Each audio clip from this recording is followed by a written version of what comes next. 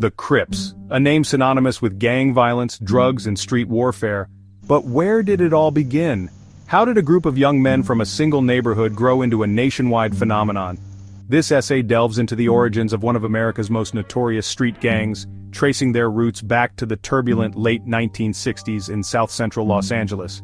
We'll explore the social and economic factors that fueled their formation, examine the key players who shaped their early days, and discuss how the Crips evolved over the decades, influencing everything from music to fashion and even politics. The Crips emerged during a period of intense social upheaval. The civil rights movement was in full swing, but many African Americans, particularly those living in impoverished inner-city neighborhoods, felt left behind. They experienced police brutality, economic inequality, and a lack of opportunities. The promises of equality and justice seemed distant and unattainable. This volatile mix created a breeding ground for frustration and anger.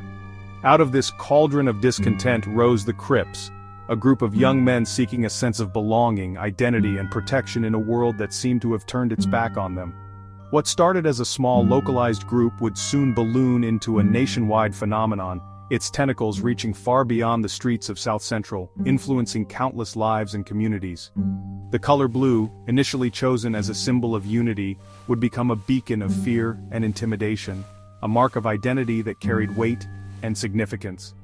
This is the story of how the Crips, born out of struggle and desperation, rose to become a force to be reckoned with, forever changing the landscape of American gang culture and leaving an indelible mark on history.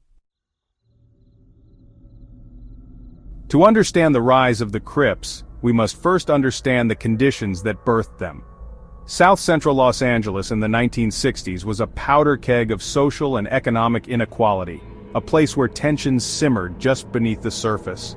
African Americans, still grappling with the legacy of segregation, faced systemic racism and discrimination in nearly every aspect of their lives. Jobs were scarce, poverty was rampant, and educational opportunities were limited, creating a cycle of despair. The community was neglected by the city, left to fend for itself in an environment that seemed increasingly hostile. Basic services like garbage collection and street lighting were unreliable, buildings decayed, and infrastructure crumbled. Hope seemed to fade with each passing day, as the community struggled to find a way out of the darkness. Young people, starved for opportunity and desperate for a sense of belonging, found solace in street gangs, which became their refuge. These gangs offered a surrogate family, a sense of purpose and protection from the harsh realities of the streets, filling a void left by society. However, these gangs also fostered a culture of violence and criminality, perpetuating a cycle of conflict.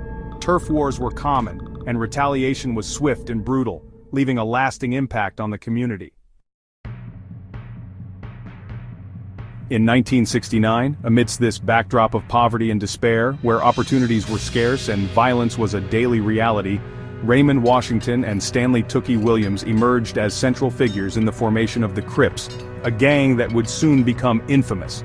Washington, a charismatic and imposing figure, had already gained a reputation for fighting and leading.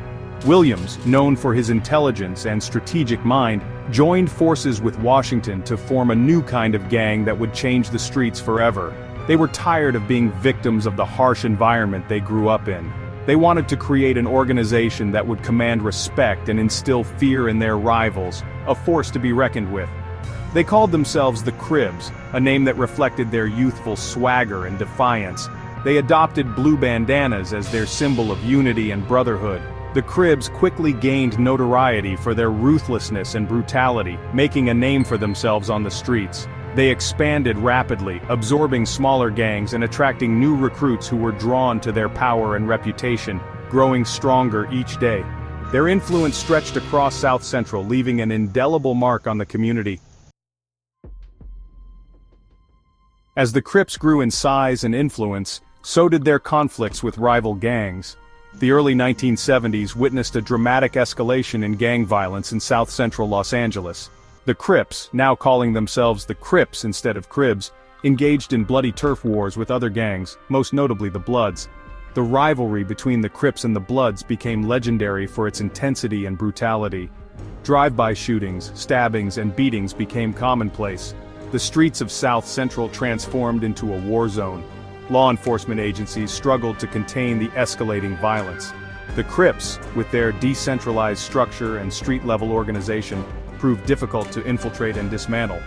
The gang's influence spread beyond Los Angeles, taking root in other cities across California and eventually spreading nationwide.